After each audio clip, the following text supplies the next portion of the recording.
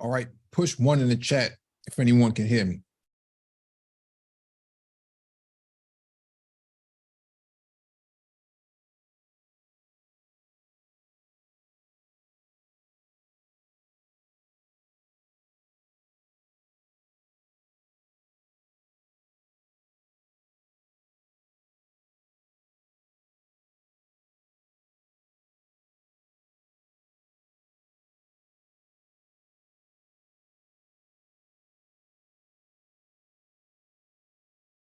All right, got a confirmation. Thank you for the confirmation. Welcome back to the Black Brain Trust. This is open chat number 95. Please hit the like button as you come in, share the video if possible, and hit that notification bell so you get all the updates from the Black Brain Trust. There'll be a link in the chat for you to join if you want to join the panel. It's a Zoom link. Make sure you update your Zoom client before joining. All right. What we're going to talk about tonight is, this won't be long, but it's about the exiting of Mitt Romney from the Republican Party. He's going into retirement. And what I find interesting here is that we called this probably about 6 months ago on the Black Brain Trust, that Romney is the only person elected in the Republican Party that, or in the GOP for that matter, but in the Republican Party that could actually save the party from Trump. And his exiting puts the writing on the wall that there's something internally wrong going on with the party itself.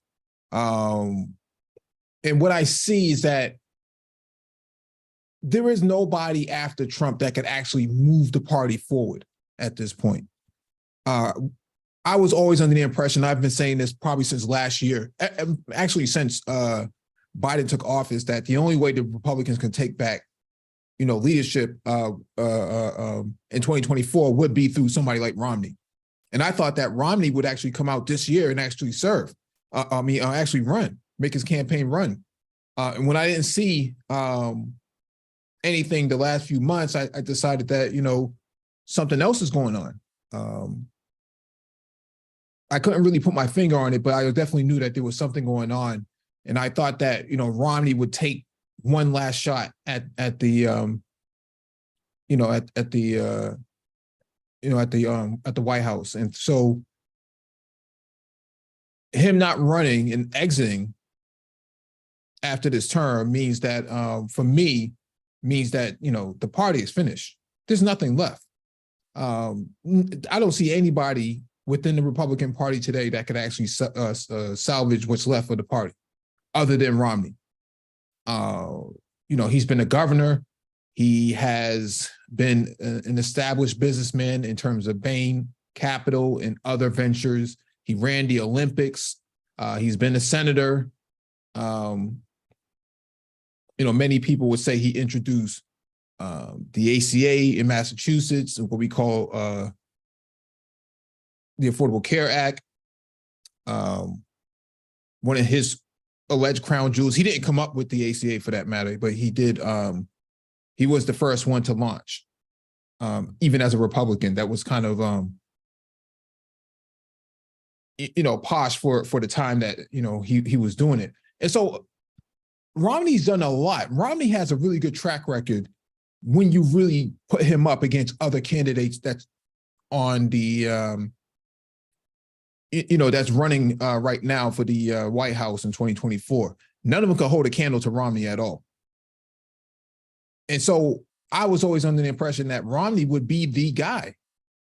If Trump can't do it, Romney would be the guy. But it's Trump's party now.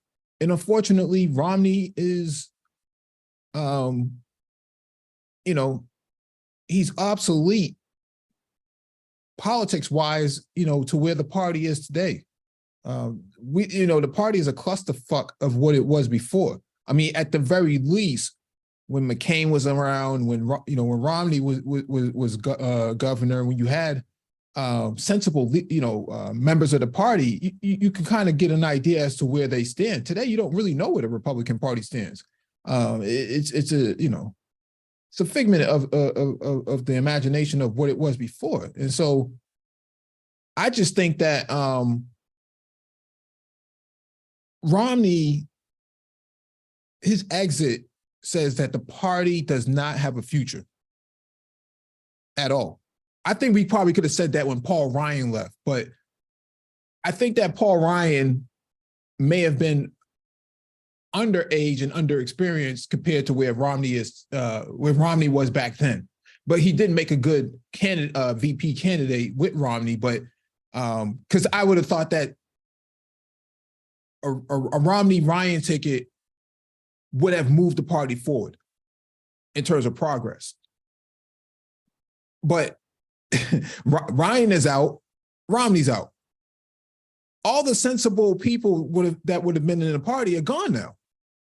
So what's left of the Republican Party?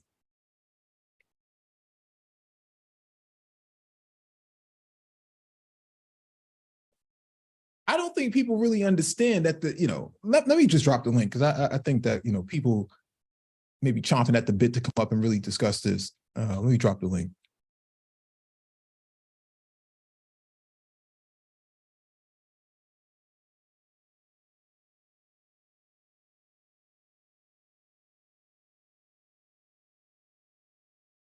This is interesting.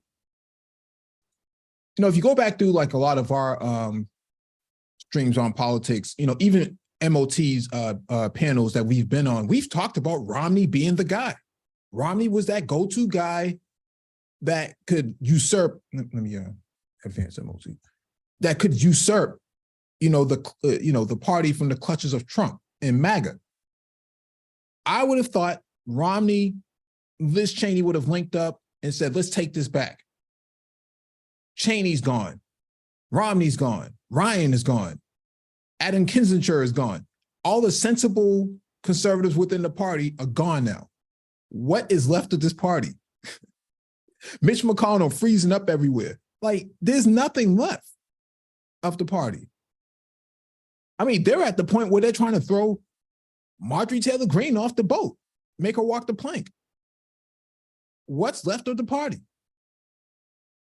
No, they know the party's finished after Trump hits one of these actual charges. Everybody's trying to get out from under trying to take over the thing after it's over.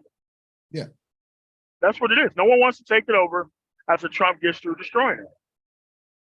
I mean, when you have, if the Republican Party had its act together, Jeb Bush would walk into the presidency.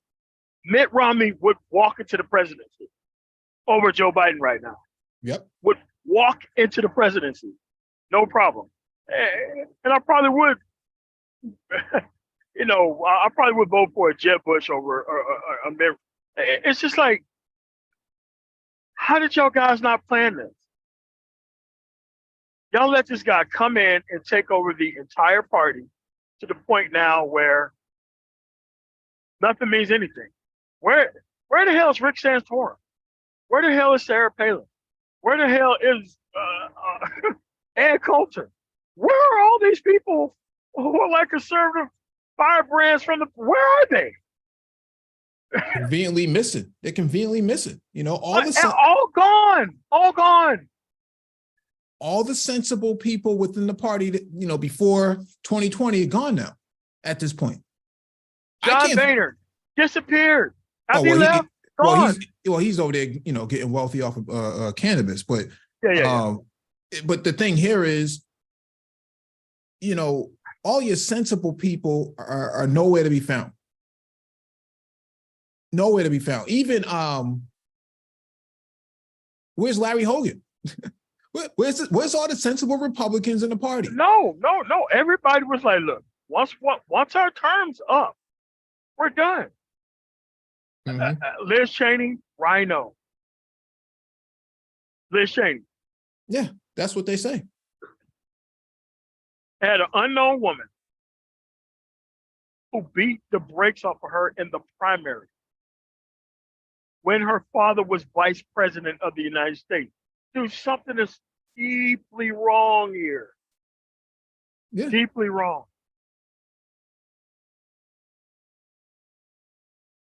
Yeah, I don't see how anybody can, at this point, from a voter standpoint, I don't see what you're voting for on the right at this point.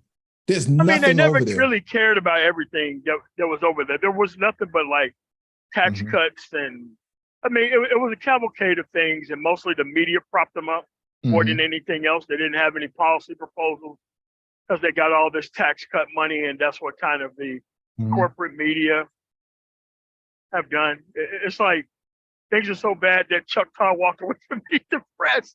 There's really no need for Chuck Todd anymore. Yeah. Yeah. And there's really no need because this party is over. All this time of actually pretending like there is no problem here. You don't see anybody in the South trying to rise up. You don't see nobody in the Midwest trying to rise up. You don't see anybody on the East Coast trying to rise up. You don't see nobody in the West Coast trying to rise up and take over this thing. No one's doing it. That's crazy. Charlie Baker, who was former governor, Republican governor of Massachusetts, recently, he went to the NCAA. Yeah. That should tell you that he even said himself when he was asked would he consider running in 2024. Hell no. He said hell no. That's not a party that I know. I don't know what that is. So they're gonna wait till Trump falls and everybody's gonna come back for 2028. I think they've already called it for 2024, to be quite honest. Because if DeSantis dropped, which I don't see why he would be dropping, given everything that's happening with DJT. I've never seen a situation like this where they're rudderless, nobody's claiming the party, and all of a sudden you have all these new conservatives mm-hmm. who are not policy backed, mm-hmm. who are now trying to join the party. It doesn't make any sense at this point. I mean, he has literally destroyed the party. He's destroyed the brand. And it is fitting that a man who bankrupted a casino would destroy a perfectly good grift called the Republican Party. Yeah. Yeah. Bankrupted an airline, bankrupted a school.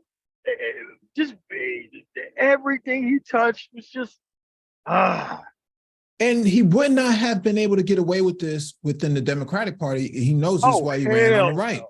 Yeah. But I also want to lay the blame at the feet of the at the foot or the feet of the GOP, because why didn't they consolidate themselves and formulate a pincer move against Trump? Why didn't they do that? You let a bull come inside a China shop and destroy it, and now you guys are like, well, okay, everything's broken now. It's time for me to go. Nah, man, nah. I thought that Mitt Romney. I mean, we've talked about this on your panel before. I thought Mitt Romney was just, man. Dude, that's because he was the last hope for the party, dude. Yeah. Oh, that makes me so mad because I would probably vote for Mitt Romney even over Biden. I don't know if I don't give him a chance. I mean, because he's on some things he's a hell of a lot more to the left. Like, I mean, like a perfectly restrained Democratic Party, he can really get some cross the board stuff done. That's actually pretty much more progressive than Biden would ever be. Yeah.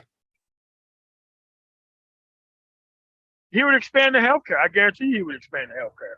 He would have had no problem calling the shit Romney Care. No problem. He would have brought the party back on healthcare, because I'm telling you, a lot of these people in these rural states can use the Medicaid expansion. Yeah. Mississippi can use the Medicaid expansion. I'm sorry. Almost other states can use the Medicaid expansion. But it's like, what are the principles of your party at this point? What are they?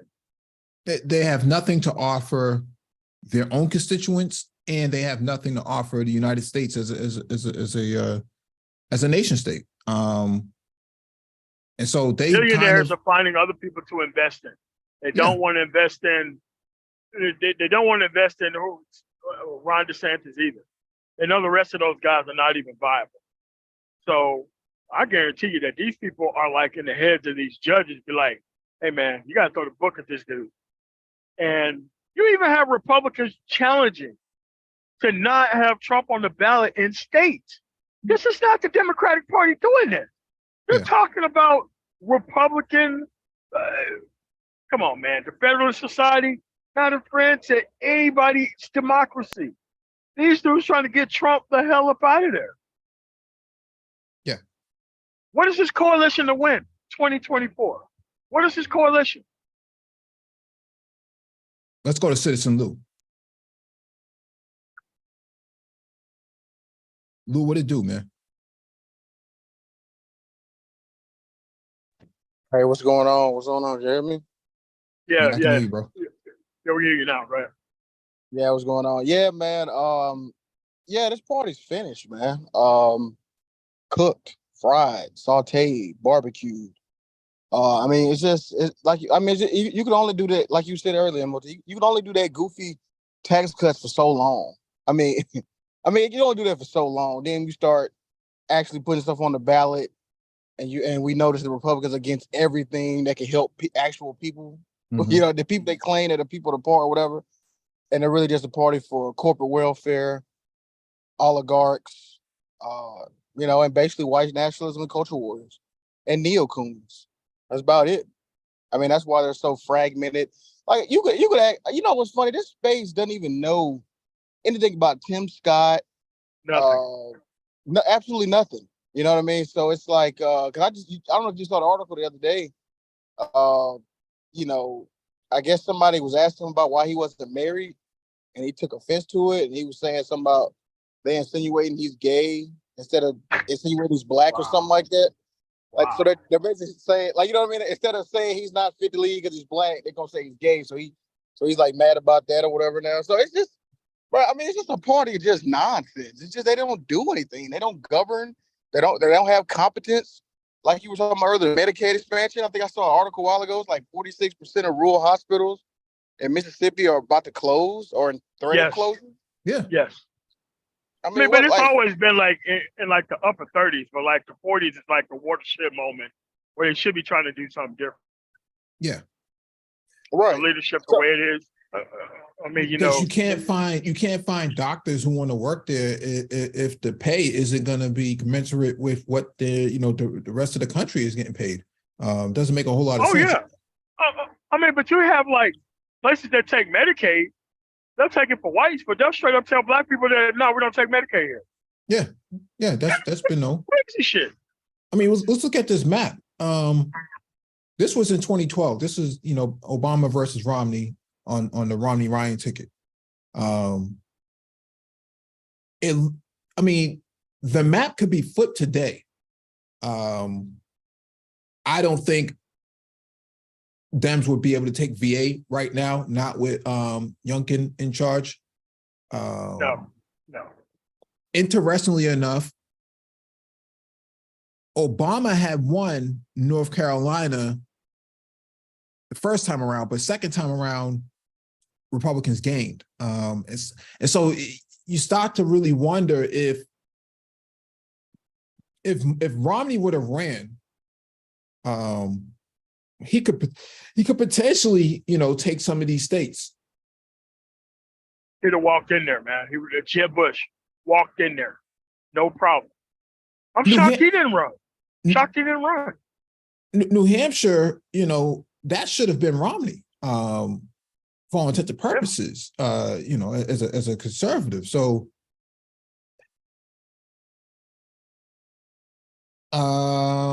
Wisconsin, he could potentially have taken that.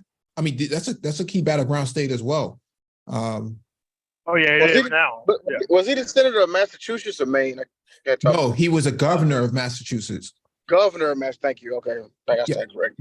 Yeah, nope, he's a governor of Massachusetts. And so a lot of people will say, he did a great job. He only served one term. But the thing here is he governed the way Massachusetts can be governed. There is no other way.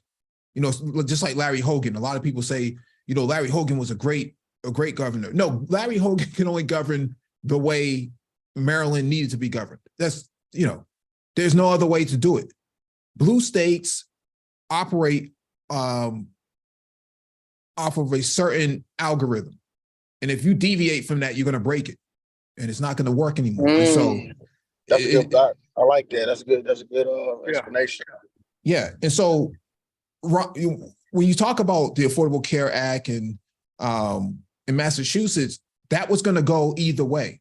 And so it doesn't matter if Romney was in office, it was going to get pushed. And so Romney governed like a Democrat can govern even as a Republican. That's just the reality of it. He got up out of there real quick.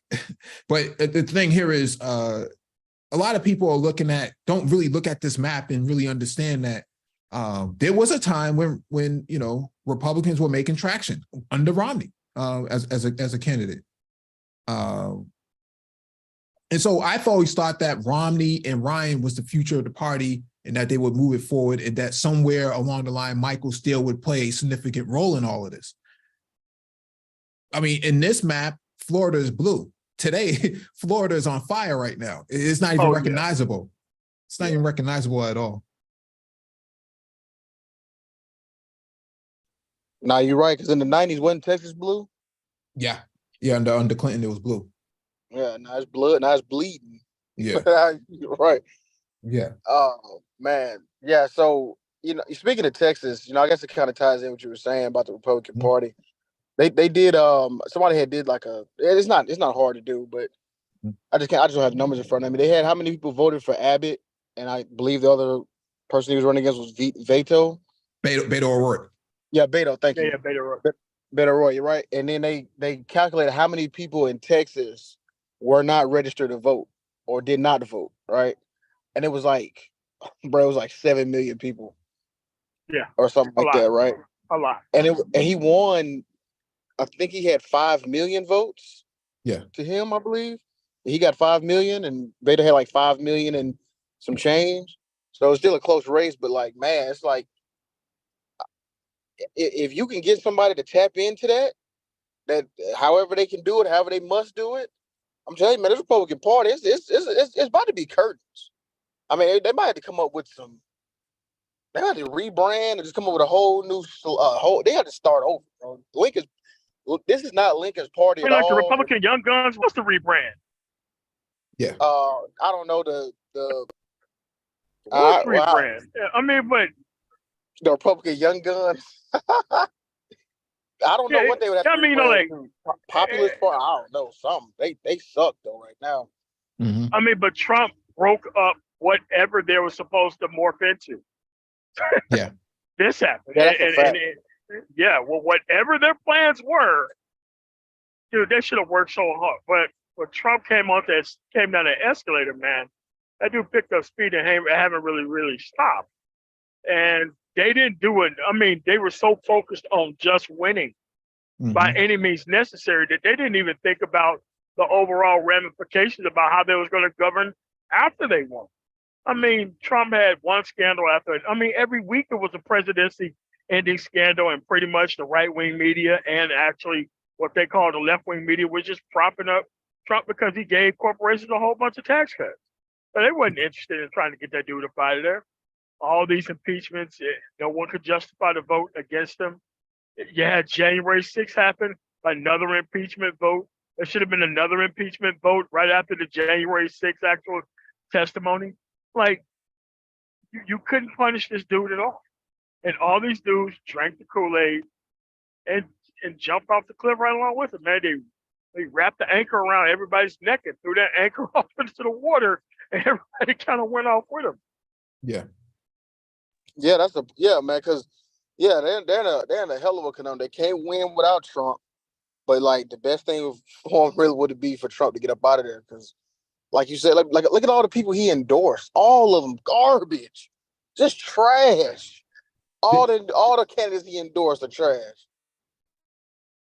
Well, outside of the South, because that's going to be culturally conservative forever. But like the West and the East,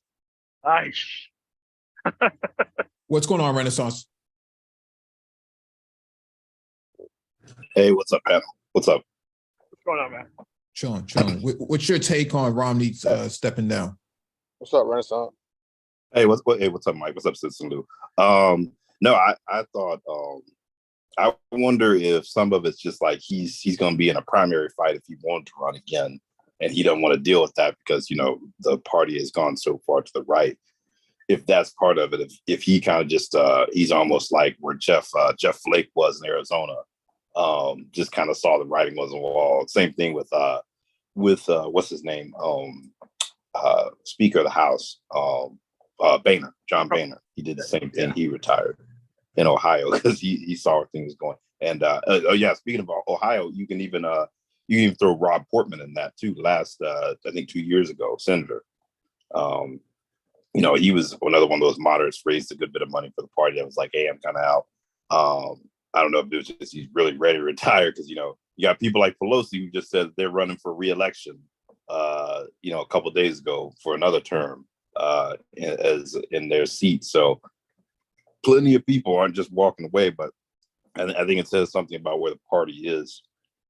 And it's ironic because you all were talking about how, basically you thought, Romney, Ryan were pretty much going to lead the party forward in 2012. Someone was always telling me that, people always thought Marco Rubio, like that was going to be the new face of the Republican Party as well. And it's just like, like you said, Trump came down that escalator. It ran all these people who thought that, they were next in line. It ran all of them out of the mainstream of the party for the most part. So that shows you I guess the strength of the party, that one person could come in there and fart and light up the whole room and everybody's, holding their nose and trying to climb out the window. I don't know if the party had that sort of stamina to really go against Dems, the next 2-3 election cycles. I think that if Trump could come in there and usurp the party, poison it, and then have everybody escape out of here, out of the escape hatch, I don't know if Republicans had any real concrete agenda to challenge Dems going forward. I don't think they really had that. No, I mean, but there was like a balance. There was a balance. Yeah. A fake balance, but there was a balance. And you have to understand that I think Donald Trump, low key, is probably going to be going down as one of the greatest politicians of all time to destroy the party, because that balance was too cold. Without Trump, right now you would have a boring ass primary. You would have Mitt Romney or Jeb Bush walking into the presidency along with the Republican. They probably would have kept the House, got more seats in the Senate, and one person took down the party from the inside out. Man, it's crazy. Well, I think what really happened is Trump exposed that like the leadership and the rank and file were in two different places.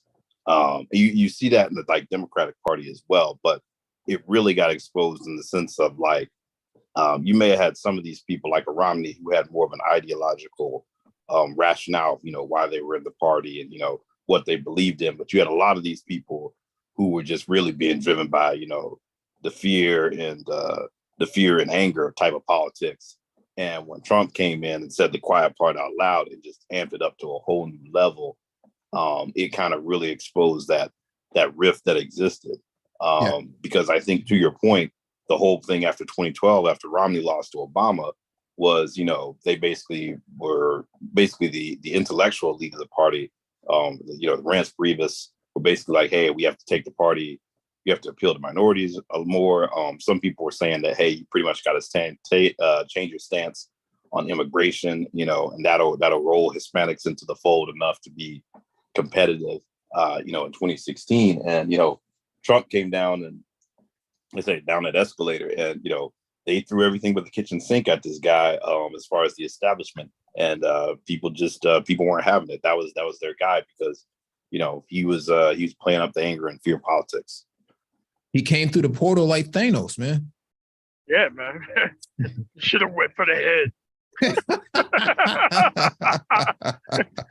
Should have went for the hair.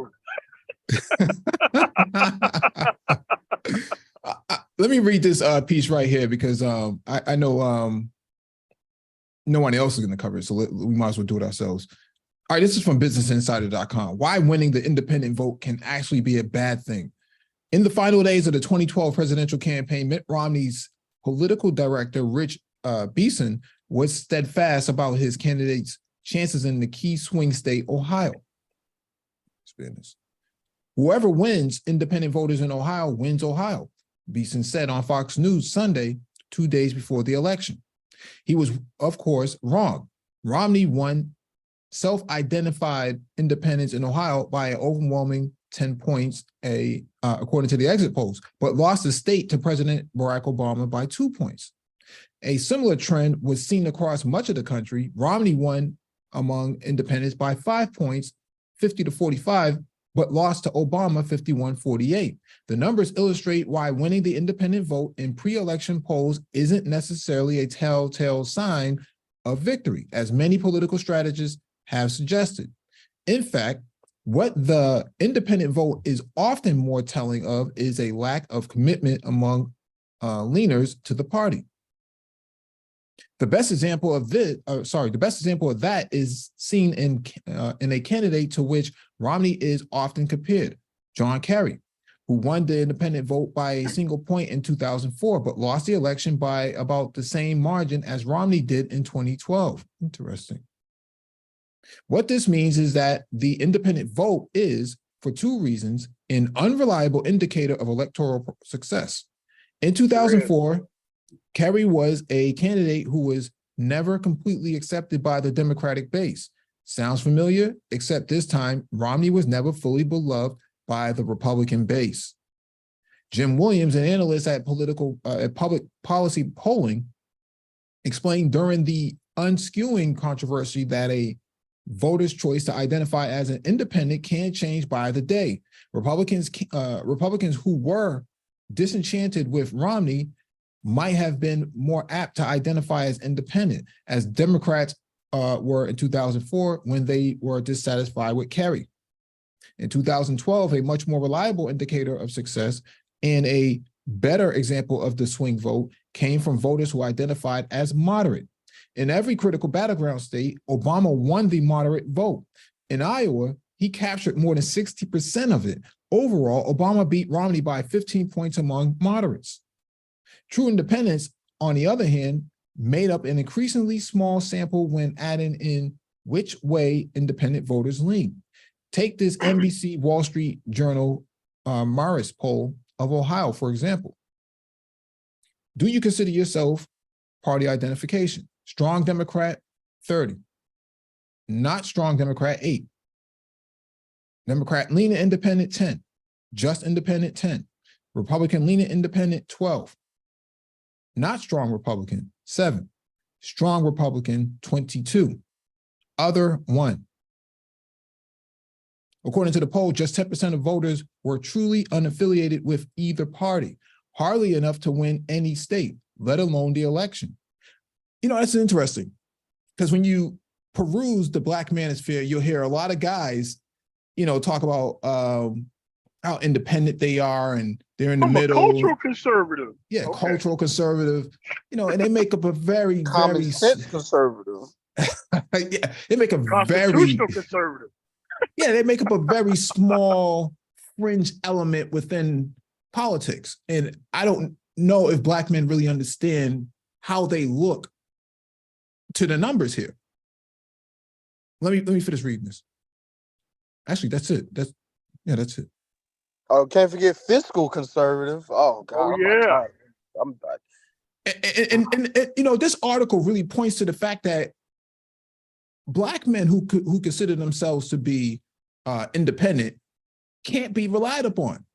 No, like dude, like no independent can be relied upon, especially not Black people, because they just want to be pandered to, and you can't rely on a voting bloc who's willing to go to disingenuous lengths to get attention to themselves. They're more interested in drawing attention to themselves than it is policy that's being discussed on both sides. Mm-hmm. It's not a reliable voting bloc, because anybody could come through because they're just interested in taking hostages. That's the only thing that they want to do. And it's like, okay, you're going to run that game 1 or 2 times, and then they're going to see your ass coming. They're like, nah, man, we're not going over there. No, nobody's getting caught up in this Venus flytrap of Black independent where your ass don't read anything or discuss anything policy-based. Well, But And don't know shit. yeah, not trying to learn either. well, it shows like what I try to tell people is that, you know, the way you get an agenda push is you go and you engage with the party apparatus and you put people in key leadership positions. You know, independents almost, you could argue, almost are kind of like these same people who really don't want to identify with a party in a sense, because it's like you can't, you're not going to be able to make progress by trying to, you know, like you said, I think what people are trying to do is trying to almost play it like a negotiations of, okay, I got a job offer here and I got a job offer over there, and sort of, you know, well, they're offering this much, so, you know, Would those job offers be coming from Indeed? You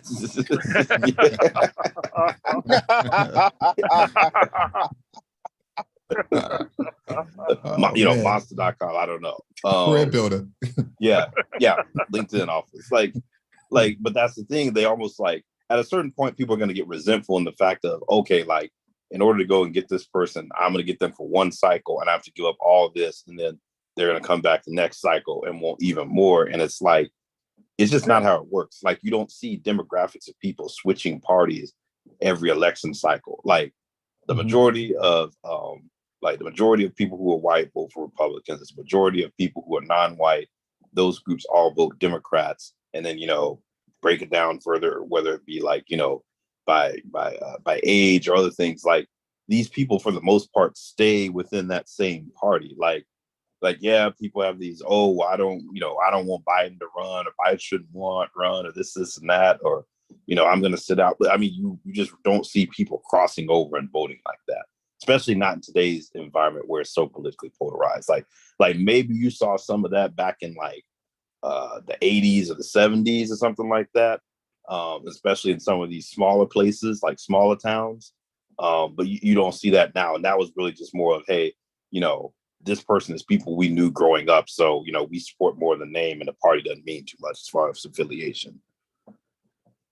I mean, but you can look at these quote unquote independent town halls that like CNN was putting on, man. It was infuriating listening to these fucking idiots who just wanted to be pandered to. They didn't even care about the policy. They didn't even read the party platform. It's like, oh, well, I want this. It's like, well, what you want is a Democrat in office. Well, I don't know who I'm gonna vote for. I'm like, all your issues that you just said are nothing but Democratic issues. Oh, I don't know who I'm going to vote for. It's like, man, my God. Ugh. Or I mean, you run into the people who would like, oh, I don't fit cleanly in. So people be like, oh, well, you know, I want the physically conservative policies of, you know, of the GOP, but, you know, I don't want the culture wars and stuff like that. So, you know, Good luck with that.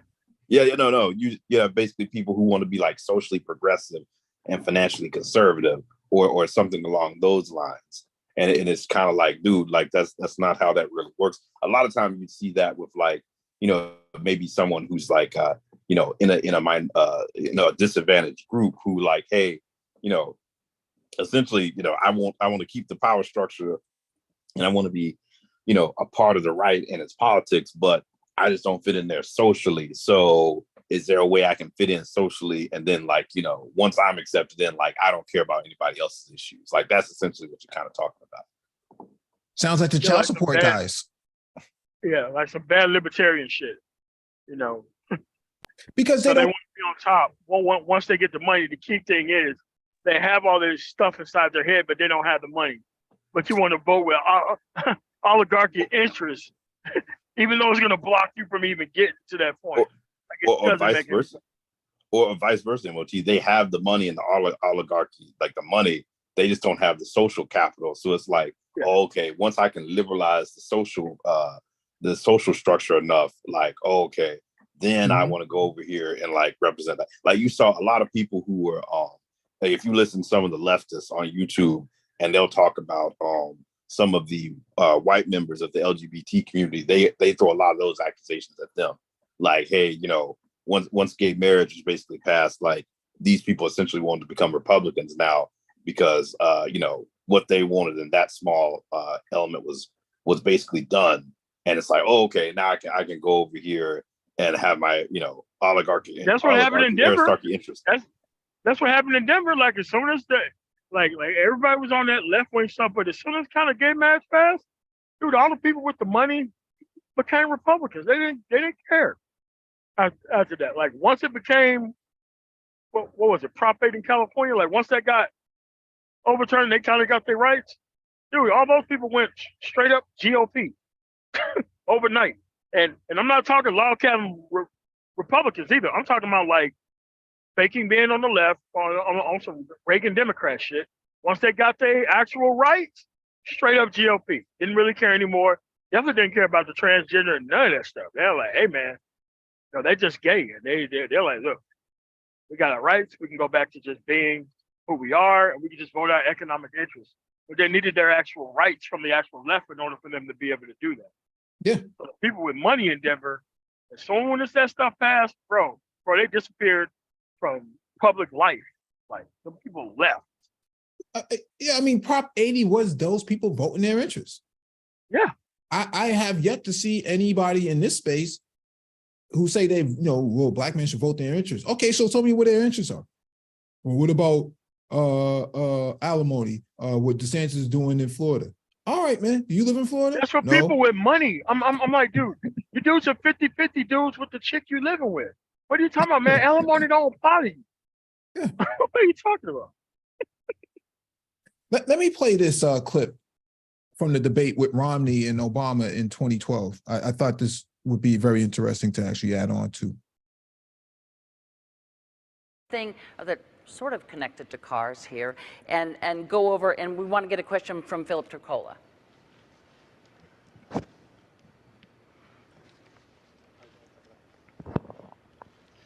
Your Energy Secretary, Stephen Chu, has now been on record 3 times stating it's not policy of his department to help lower gas prices.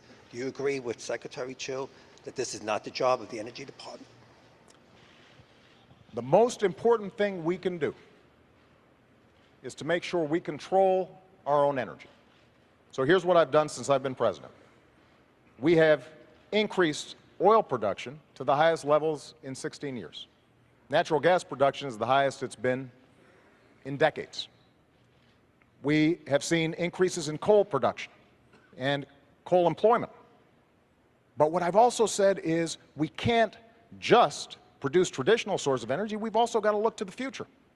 That's why we doubled fuel efficiency standards on cars. That means that in the middle of the next decade, any car you buy, you're going to end up going twice as far on a gallon of gas. That's why we've doubled clean energy production like wind and solar and biofuels.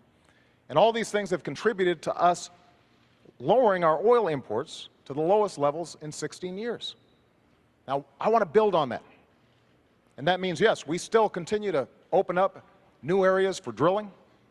We continue to make it a priority for us to go after natural gas. We've got potentially 600,000 jobs and 100 years worth of energy right beneath our feet with natural gas. And we can do it in an environmentally sound way. But we've also got to continue to figure out how we have efficient energy, because ultimately that's how we're going to reduce demand, and that's what's going to keep gas prices lower. Now, Governor Romney will say he's got an all-of-the-above plan, but basically his plan is to let the oil companies write the energy policies. So he's got the oil and gas part, but he doesn't have the clean energy part. And if we are only thinking about tomorrow or the next day and not thinking about 10 years from now, we're not going to control our own economic future. Because China, Germany, they're making these investments. And I'm not going to cede those jobs of the future to those countries. I expect those new energy sources to be built right here in the United States. That's going to help Jeremy get a job. It's also going to make sure that you're not paying as much for gas. Governor, on the subject of gas prices. Well, let's look at the president's policies, all right, as opposed to the rhetoric, because we've had 4 years of policies being played out. And the president's right in terms of the additional oil production, but none of it came on federal land. As a matter of fact, oil production is down 14% this year on federal land, and gas production is down 9%. Why? Because the president cut in half the number of licenses and permits for drilling on federal lands and in federal waters. So where'd the increase come from? Well, a lot of it came from the Bakken Range in North Dakota, What was his participation there? The administration brought a criminal action against the people drilling up there for oil, this massive new resource we have. And what was the cause? 20 or 25 birds were killed, and they brought out a Migratory Bird Act to go after them on a criminal basis. Look, I want to make sure we use our oil, our coal, our gas, our nuclear, our renewables. I believe very much in our renewable capabilities. Ethanol, wind, solar will be an important part of our energy mix. But what we don't need is to have the president keeping us from taking advantage of oil, coal, and gas. This has not been Mr. Oil or Mr. Gas or Mr. Coal. Talk to the people that are working in those industries. I was in coal country. People grab my arms and say, please, save my job. The head of the EPA said, you can't build a coal plant. It's virtually impossible given our regulations. When the president ran for office, he said, if you build a coal plant, you can go ahead, but you'll go bankrupt. That's not the right course for America.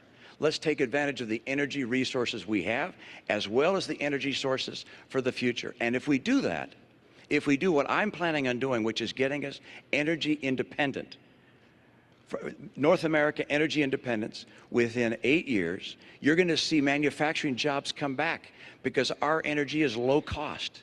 They're already beginning to come back because of our abundant energy. I'll get America and North America energy independent. I'll do it by more drilling, more permits and licenses. We're going to bring that pipeline in from Canada. How in the world the president said no to that pipeline, I will never know. This is about bringing good jobs back for the middle class of America, and that's what I'm going to do. Mr. President, let me just see. MOT, you had something you want to add to that? Dude, listen. When you're talking about permits on federal land, you do understand that that's already our land, that they're just taking the oil out of the ground for free and selling it on the open market. They didn't put the oil okay, so Colorado, when we drill oil, you have to use it within the state. You're not allowed to take it out of the state. This is how come we have some of the lowest gas prices in the actual country. Why? Because you're not allowed to take the oil out of the state. So when you have people going in for free, drilling the oil out of the ground and just selling it on the open market, all these people sold this oil and stuff on the open market. What is Romney talking about? These people did not keep the oil here, because if they kept it here, it would have lowered the prices overall. But at the end of the day, they just want to be able to drill wherever they want to, take the money and just make a whole bunch of money on the open market with it. They're not really using that stuff at home like that. And it's people don't even know how this stuff works or how it happens. And you try to talk to people about it, oh, well, I'm how are you a middle class person and you worried about oil permits for big ass oil companies that don't even pay your ass anything? Don't make sense. Black men vote in their interest. Vote my ignorance. That's what it is, man. That's what it is. That's what it is. No, I was going to say just no, same concept. Basically, they call it privatizing the gains and publicizing the losses. Essentially putting tab on the public. That's what you see. I mean, that's the general GOP strategy in general.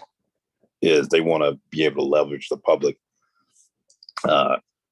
good, public dollars for private uses, keep the money, and then throw the bill on the public. Yeah, let me finish playing this. If I can move you to the gist of this question, which is, are we looking at the new normal? I can tell you that tomorrow morning, a lot of people in will wake up and fill up, and they will find that the price of gas is over $4 a gallon. Is it within the purview of the government to bring those prices down, or are we looking at the new normal? Candy, there's no doubt that world demand's gone up, but our production is going up, and we're using oil more efficiently. And very little of what Governor Romney just said is true. We've opened up public lands. We're actually drilling more on public lands than in the previous administration. And the previous president was an oil man. And natural gas isn't just appearing magically. We're encouraging it and working with the industry. And when I hear Governor Romney say he's a big coal guy, I mean, keep in mind, when you were governor of Massachusetts, you stood in front of a coal plant and pointed at it and said, this plant kills, and took great pride in shutting it down. And now suddenly you're a big champion of coal. So what I've tried to do is be consistent. With respect to something like coal, we made the largest investment in clean coal technology to make sure that even as we're producing more coal, we're producing it cleaner and smarter. Same thing with oil, same thing with natural gas. And the proof is our oil imports are down to the lowest levels in 20 years. Oil production is up, natural gas production is up, and most importantly, we're also starting to build cars that are more efficient. And that's creating jobs. That means those cars can be exported because that's the demand around the world. And it also means that it'll save money in your pocketbook. That's the strategy you need, an all of the above strategy, and that's what we're going to do in the next 4 years. But that's not what you've done in the last 4 years. That's the problem. In the last 4 years, you cut permits and licenses on federal land and federal waters in half. Not true, Governor Romney. So how much did you cut them by? Not true. By how much did you cut them by then? Governor, we have actually produced more oil. No. How much did you cut licenses and permits on federal land and federal waters? Governor Romney, here's what we did. There were a whole bunch of oil No, companies. I had a question, and the question was, how much did you cut them by? You want me to answer How a much did you question? cut them by? Here we go. I'm happy to answer the question. All right, and it is? Here's what happened. Man, it's spare A time. whole bunch of oil companies who had leases on public lands that they weren't using.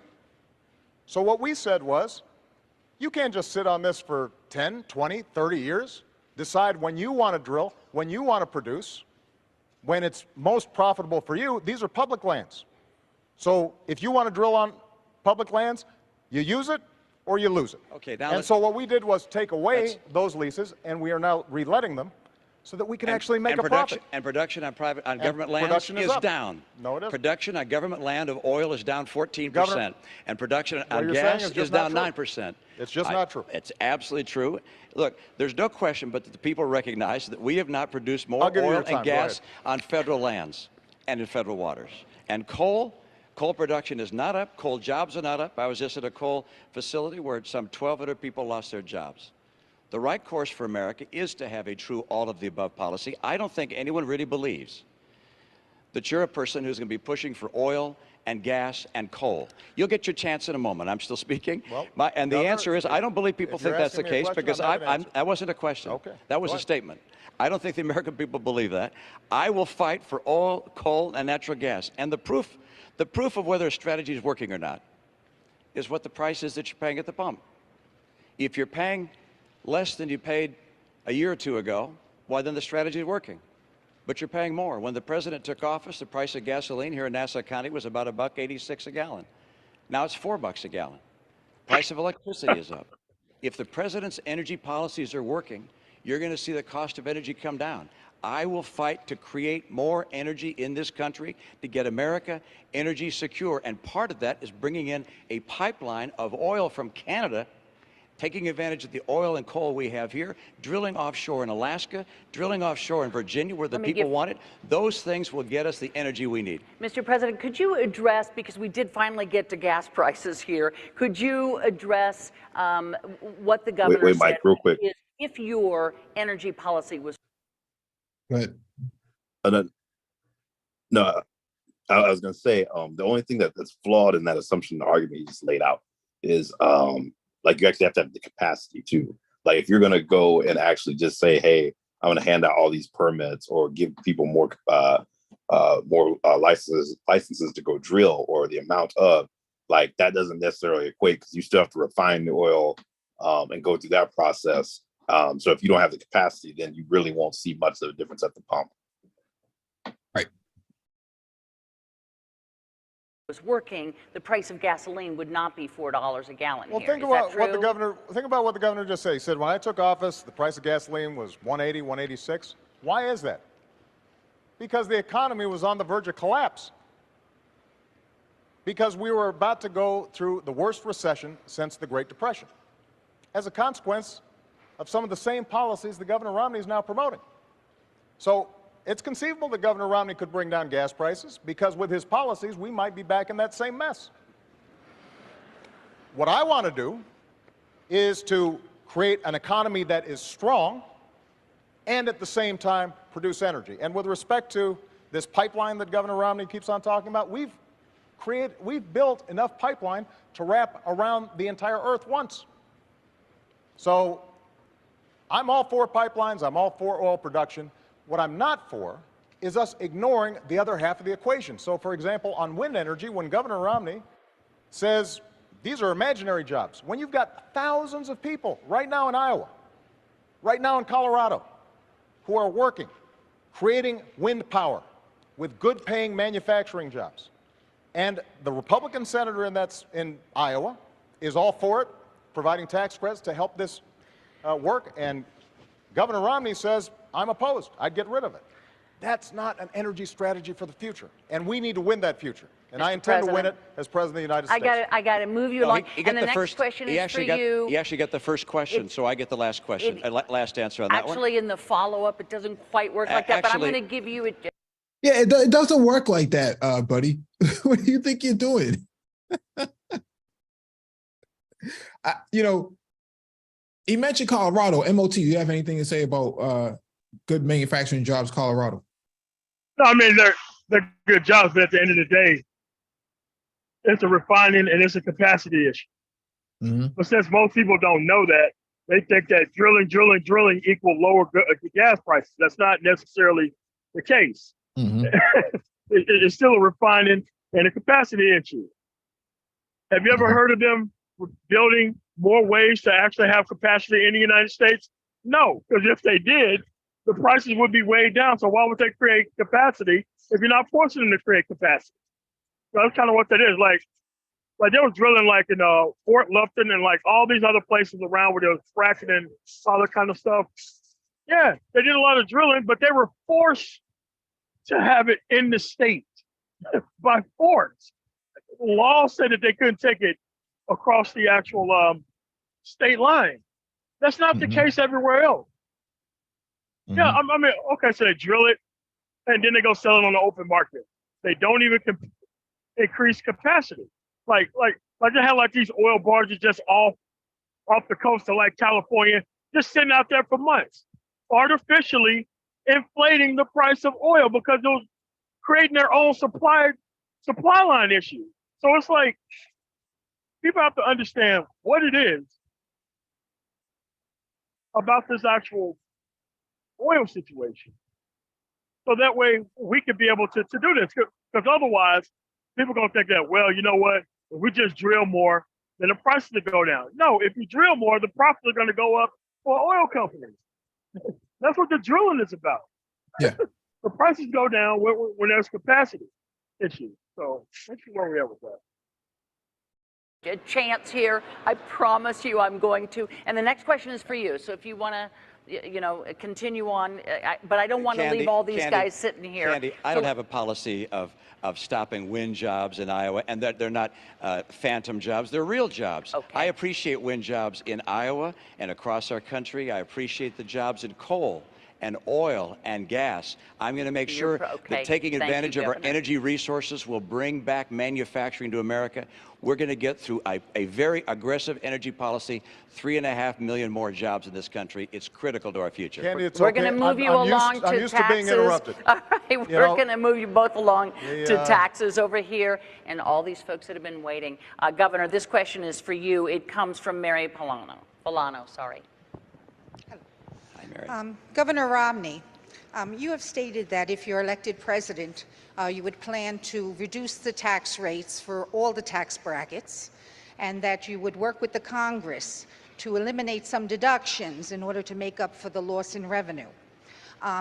Concerning these various deductions, the mortgage deduction, the charitable deductions, the child tax credit, and also the, what's that other credit? I forgot. You're doing great. Oh, I remember. The education credits, which are important to me because I have children in college. What would be your position on those things, which are important to the middle class? Thank you very much. And let me tell you, you're absolutely right about part of that, which is I want to bring the rates down. I want to simplify the tax code, and I want to get middle-income taxpayers to have lower taxes. And the reason I want middle-income taxpayers to have lower taxes is because middle-income taxpayers have been buried over the past 4 years. You've seen, as middle-income people in this country, incomes go down $4,300 a family. even as gasoline prices have gone up $2,000. Health insurance premiums up $2,500. Food prices up. Utility prices up. The middle income families in America have been crushed over the last 4 years. So I want to get some relief to middle income families. That's part one. Now, how about deductions? Because I'm going to bring rates down across the board for everybody, but I'm going to limit deductions and exemptions and credits, particularly for people at the high end, because I am not going to have people at the high end pay less than they're paying now. The top 5% of taxpayers will continue to pay 60% of the income tax the nation collects. So that'll stay the same. Middle income people are going to get a tax break. And so in terms of bringing down deductions, one way of doing that would be to say everybody gets, I'll pick a number, $25,000 of deductions and credits. And you can decide which ones to use. Your home mortgage interest deduction, charity, child tax credit, and so forth. You can use those as part of filling that bucket, if you will, of deductions. But your rate comes down, and the burden also comes down on you for one more reason, and that is every middle income taxpayer no longer will pay any tax on interest, dividends, or capital gains. No tax on your savings. That makes life a lot easier. If you're getting interest from a bank, if you're getting a statement from a mutual fund, or any other kind of investments you have, you don't have to worry about filing taxes on that, because there'll be no taxes for anybody making $200,000 a year and less on your interest, dividends, and capital gains. Why am I lowering taxes on the middle class? Because under the last 4 years, they've been buried. And I want to help people in the middle class. And I will not, under any circumstances, reduce the share that's being paid by the highest income taxpayers. And I will not, under any circumstances, increase taxes on the middle class.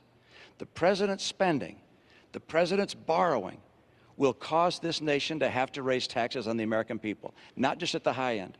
A recent study has shown the people in the middle class will see $4,000 a year higher taxes as a result of the spending and borrowing of this administration.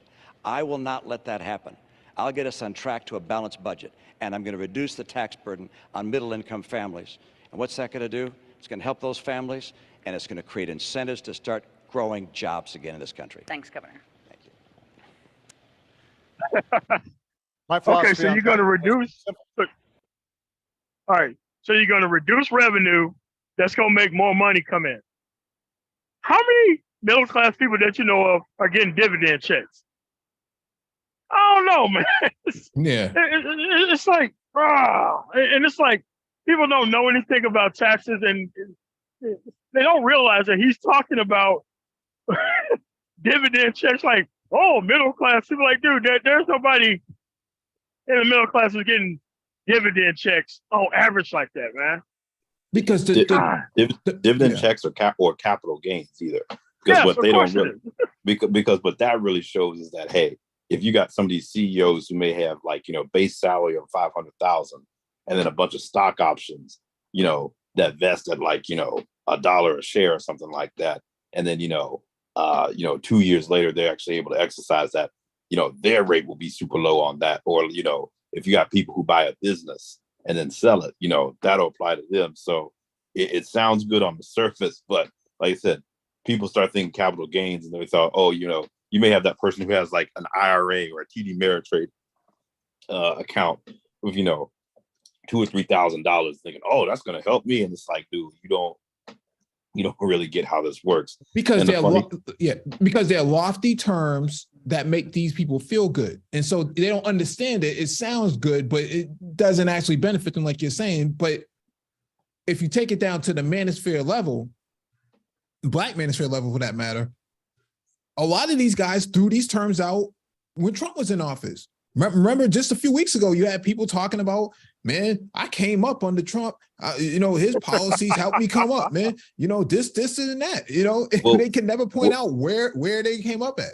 Well, or that, or it gets people excited. If you remember a couple of years ago in the manosphere, everyone was a Bitcoin and a crypto expert, that's what people think, oh, well, I made a little bit of money off of Dogecoin or something like that. So, I mean, you had like angry crypto going on, man. Yeah, man, it was a real Renaissance period, man.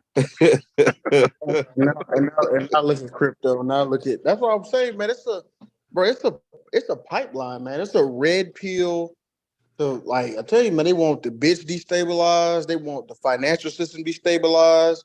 They want the political system destabilized. They want all this. It's a pipeline of fascism. That, and then the other thing too, the last thing that's funny is that he said he'll balance the budget. I'm like, dude, when was the last Republican who actually balanced the budget? And not even, not even I know can tell you who that. gave away the surplus. I can tell you who gave Yeah. it away. Let me finish playing this. And that is, I want to give middle-class families and folks who are striving to get in the middle class some relief. Because they have been hit hard over the last decade, over the last 15, over the last 20 years. So 4 years ago, I stood on a stage just like this one. Actually, it was at a town hall, and I said I would cut taxes for middle-class families. And that's what I've done, by $3,600. I said I would cut taxes for small businesses, who are the drivers and engines of growth. And we've cut them 18 times. And I want to continue those tax cuts for middle-class families and for small businesses. But what I've also said is, if we're serious about reducing the deficit, if this is genuinely a moral obligation to the next generation, then in addition to some tough spending cuts, we've also got to make sure that the wealthy do a little bit more. So what I've said is, your first $250,000 worth of income, no change. And that means 98% of American families, 97% of small businesses, they will not see a tax increase. I'm ready to sign that bill right now. The only reason it's not happening is because Governor Romney's allies in Congress have held the 98% hostage because they want tax breaks for the top 2%. But what I've also said is, for above $250,000, we can go back to the tax rates we had when Bill Clinton was president. We created 23 million new jobs. That's part of what took us from deficits to surplus. It will be good for our economy, and it will be good for job creation. Now, Governor Romney has a different philosophy. He was on 60 Minutes just 2 weeks ago, and he was asked, is it fair for somebody like you making $20 million a year to pay a lower tax rate than a nurse or a bus driver, somebody making $50,000 a year? And he said, yes, I think that's fair. Not only that, he said, I think that's what grows the economy. Well, I fundamentally disagree with that. I think what grows the economy is when you get that tax credit that we put in place for your kids going to college. I think that grows the economy. I think what grows the economy is when we make sure small businesses are getting a tax credit for hiring veterans who fought for our country. That grows our economy. So we just have a different theory. And when Governor Romney stands here after a year of campaigning, when during a Republican primary he stood on stage and said, I'm going to give tax cuts. He didn't say tax rate cuts. He said tax cuts to everybody, including the top 1%. You should believe him, because that's been his history. And that's exactly the kind of top-down economics that is not going to work if we want a strong middle class and an economy that's thriving for everybody. Governor Romney, I'm sure you've got a reply there. You're absolutely right. You heard what I said about my tax plan. The top 5% will continue to pay 60% as they do today. I'm not looking to cut taxes for wealthy people. I am looking to cut taxes for middle-income people. And why do I want to bring rates down and at the same time lower exemptions and deductions, particularly for people at the high end? Because if you bring rates down, it makes it easier for small business to keep more of their capital and hire people. And for me, this is about jobs. I want to get America's economy going again. 54% of America's workers work in businesses that are taxed as individuals. So when you bring those rates down, those small businesses are able to keep more money and hire more people. For me, I look at what's happened in the last 4 years and say, this has been a disappointment. We can do better than this. We don't have to settle for how many months? 43 months with unemployment above 8%. 23 million Americans struggling to find a good job right now. There are 3.5 million more women living in poverty today than when the president took office. We don't have to live like this. We can get this economy going again. My 5-point plan does it. Energy independence for North America in 5 years, opening up more trade, particularly in Latin America, cracking down on China when they cheat, getting us to a balanced budget, fixing our training programs for our workers, and finally, championing small business. I want to help small businesses grow and thrive. I know how to make that happen. I spent my life in the private sector. I know why jobs come and why they go. And they're going now because of the policies of this administration. Governor, let me ask the president something about what you just said. The governor says that he is not going to allow the top 5%, I believe is what he said, to have a tax cut, that it will all even out, that what he wants to do is give that tax cut to the middle class. Settled? No, it's not settled. Look, the cost of lowering rates for everybody across the board, 20%, along with what he also wants to do in terms of eliminating the estate tax, along with what he wants to do in terms of corporate changes in the tax code, it costs about $5 trillion. Governor Romney then also wants to spend $2 trillion on additional military programs, even though the military is not asking for them. That's $7 trillion. He also wants to continue the Bush tax cuts for the wealthiest Americans. That's another $1 trillion. That's $8 trillion. Now, what he says is he's going to make sure that this doesn't add to the deficit, and he's going to cut middle-class taxes. But when he's asked, how are you going to do it, which deductions, which loopholes are you going to close, he can't tell you. The fact that he only has to pay 14% on his taxes when a lot of you are paying much higher, you know, he's already taken that off the board. Capital gains are going to continue to be at a low rate, so we're not going to get money that way. We haven't heard from the governor any specifics beyond Big Bird and eliminating funding for Planned Parenthood in terms of how he pays for that. Now, Governor Romney was a very successful investor. If somebody came to you, Governor, with a plan that said, here, I want to spend $7 or $8 trillion, and then we're going to pay for it, but we can't tell you until maybe after the election how we're going to do it, you wouldn't have taken such a sketchy deal. And neither should you, the American people, because the math doesn't add up. And what's at stake here is one of two things. Either, Candy, this blows up the deficit, because keep in mind, this is just to pay for the additional spending that he's talking about. $7, $8 trillion, that's before we even get to the deficit we already have. Or alternatively, it's got to be paid for not only by closing deductions for wealthy individuals, that'll pay for about 4% reduction in tax rates. You're going to be paying for it. You'll lose some deductions. And you can't buy this sales pitch.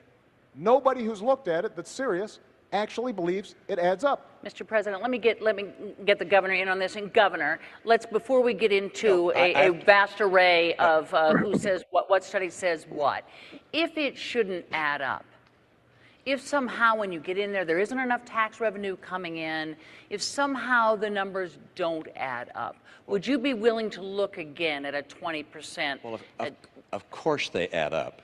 I was someone who ran businesses for 25 years and balanced the budget.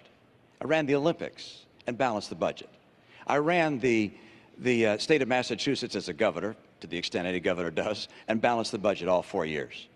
When we're talking about math that doesn't add up, how about $4 trillion of deficits over the last 4 years? $5 trillion. That's math that doesn't add up.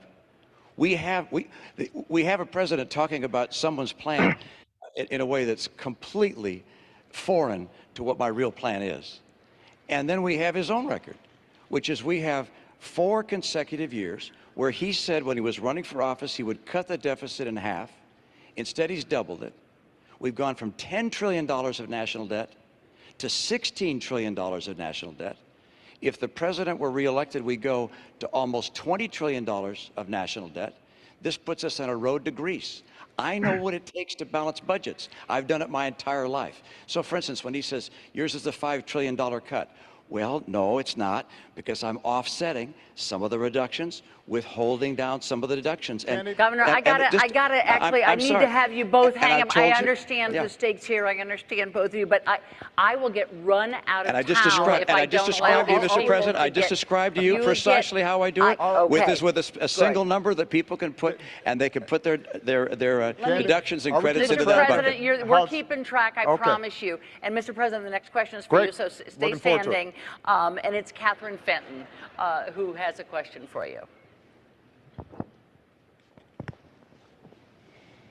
In what new ways do you intend to rectify the inequalities in the workplace, specifically regarding females making only 72% of what their male counterparts earn? Well, Catherine, this is a great question. And, you know, I was raised by a single mom who had to put herself through school while looking after 2 kids. And she worked hard every day and made a lot of sacrifices to make sure we got everything we needed. My grandmother, she started off as a secretary in a bank. She never got a college education, even though she was smart as a whip. And she worked her way up to become a vice president of a local bank, but she hit the glass ceiling.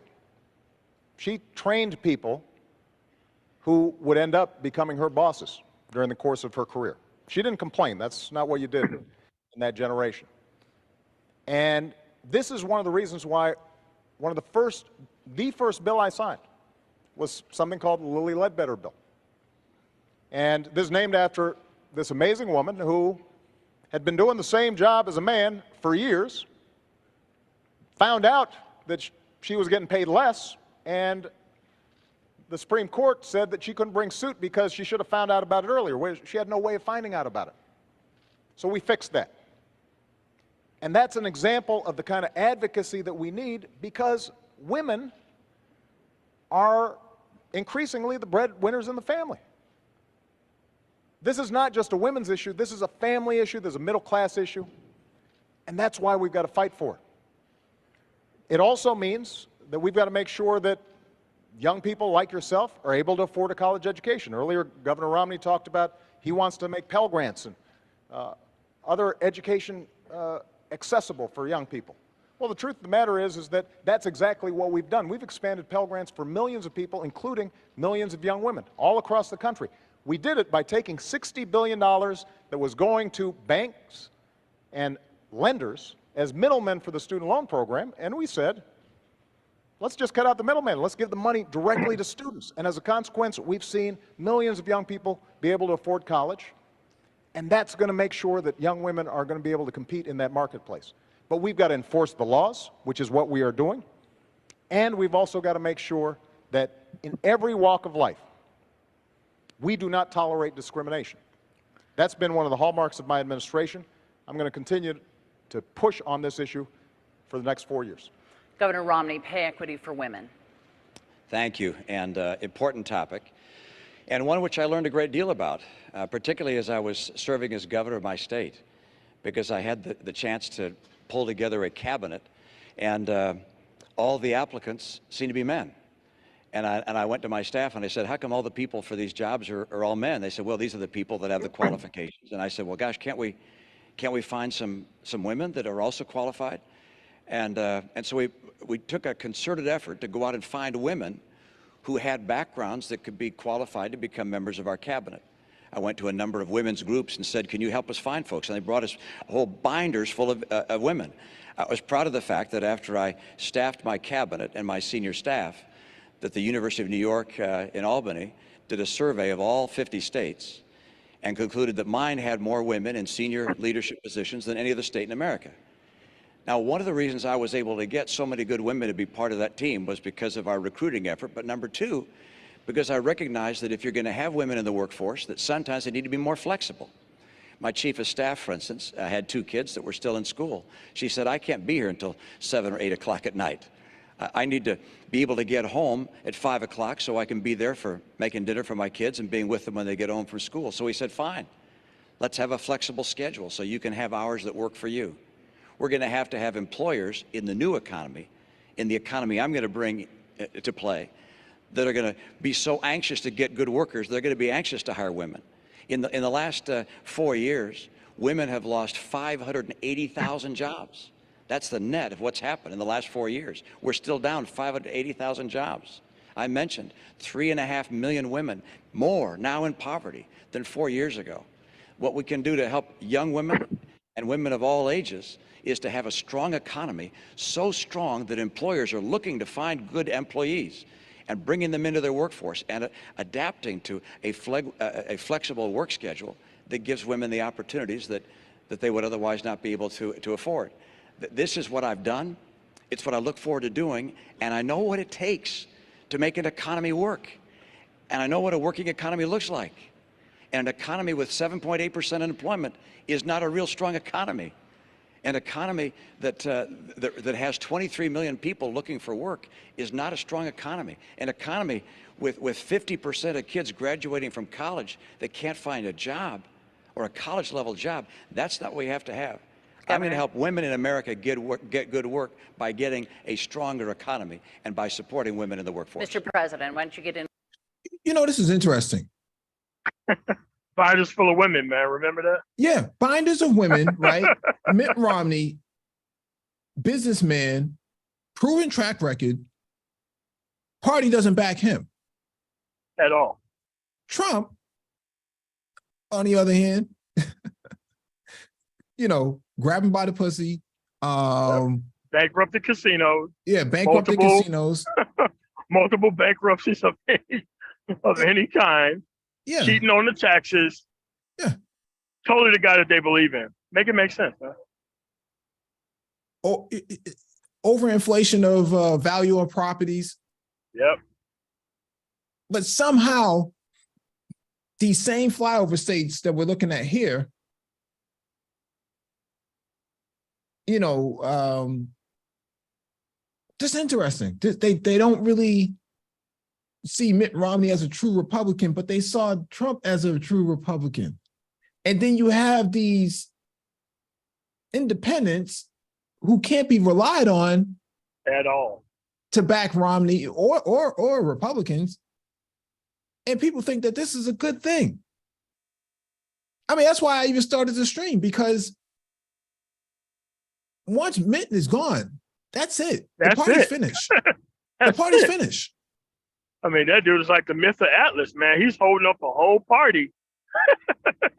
He's holding up a whole party. And once he decides to go, you know, you're just gonna have like the Tuberville League, man. That's the only people that's left. Unbelievable. Renaissance man, you have anything you want to add to this?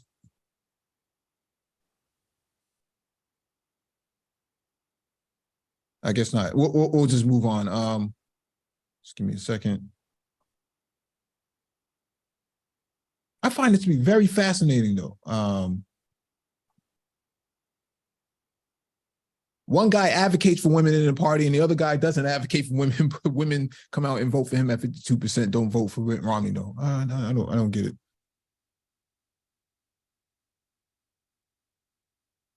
I mean, but like. The Republican Party is just not a place where women have leadership positions. If you look at whenever they have the House, there ain't no hardcore leadership positions that went to like women in Congress. That they never did that. And you've never heard a allegation against Romney by any woman? Never. Never heard that. Let me get about 5 more minutes of this. In on this quickly, please. Catherine, I just want to point out that when Governor Romney's campaign was asked about the Lilly Ledbetter bill, whether he supported it, he said, "I'll get back to you." And that's not the kind of advocacy that women need in any economy.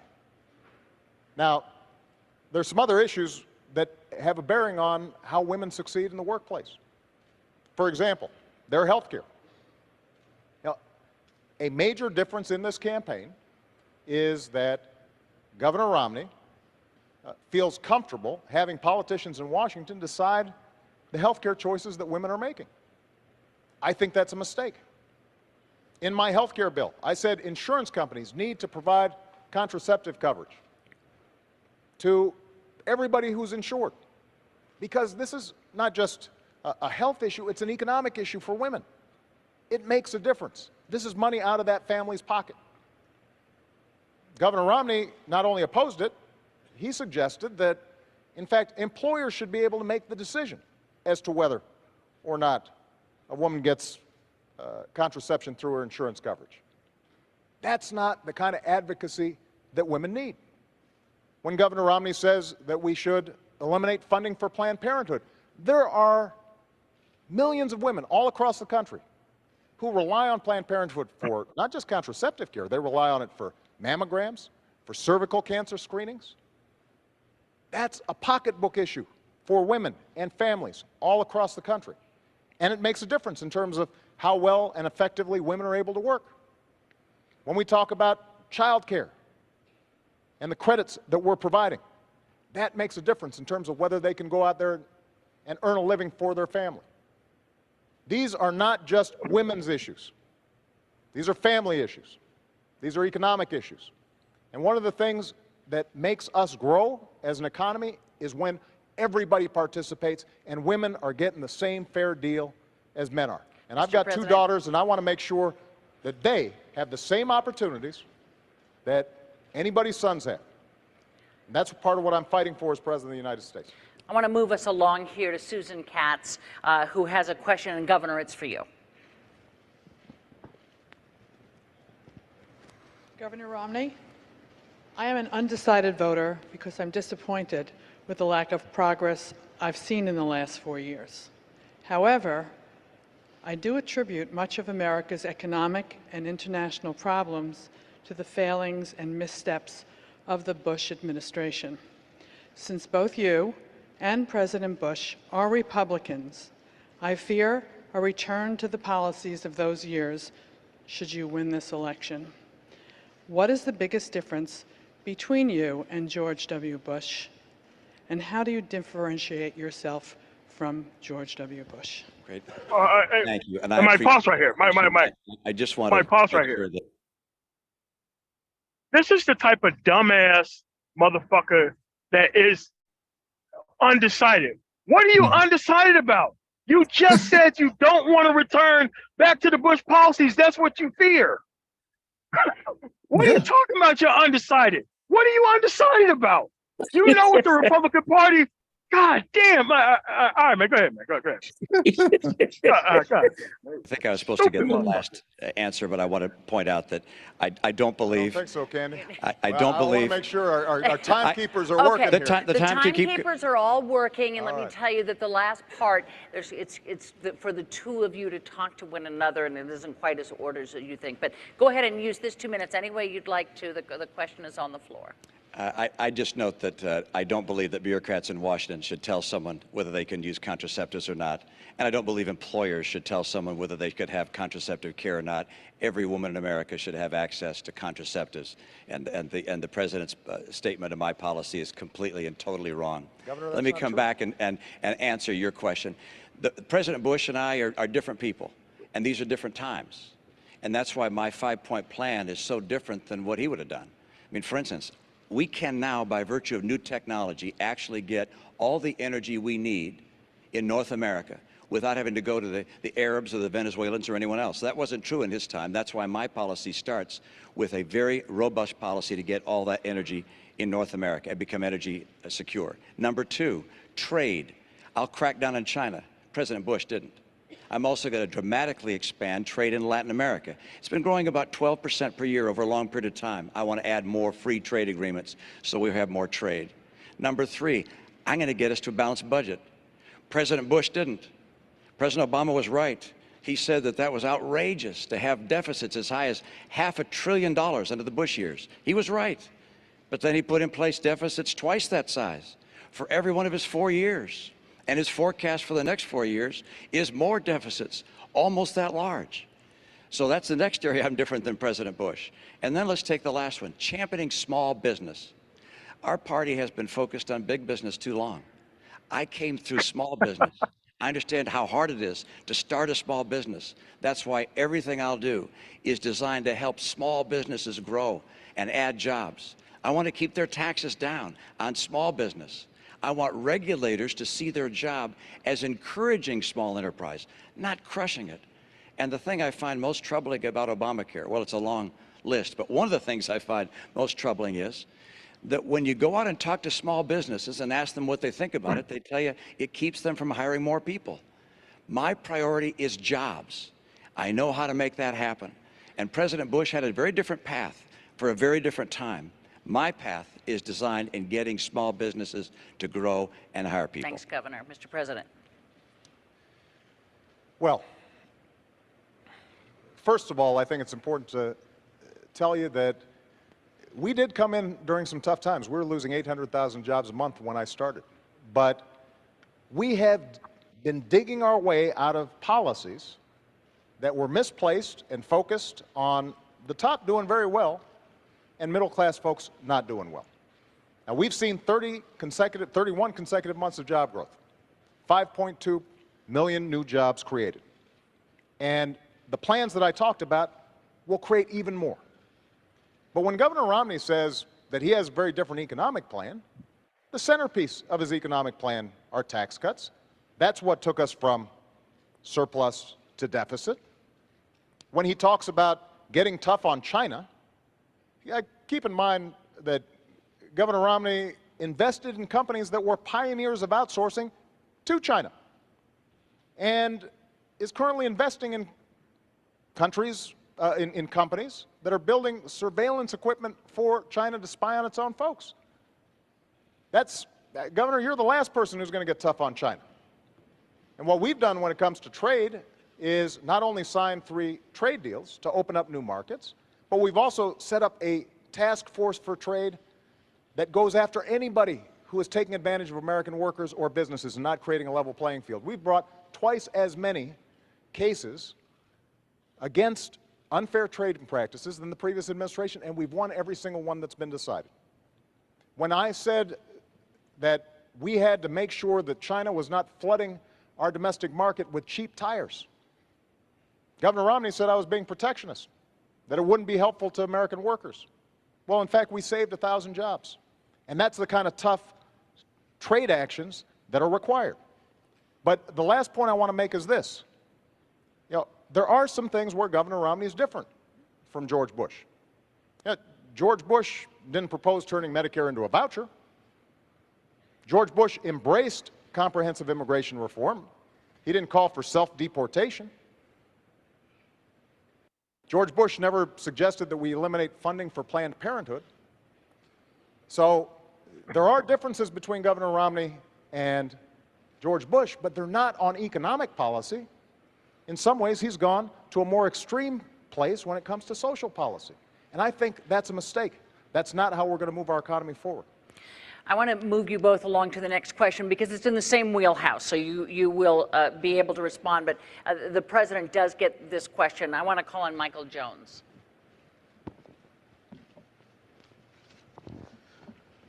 Mr. President, I voted for you in 2008. What have you done or accomplished to earn my vote in 2012? I'm not that optimistic as I was in 2012. Most things I need for everyday living are very expensive.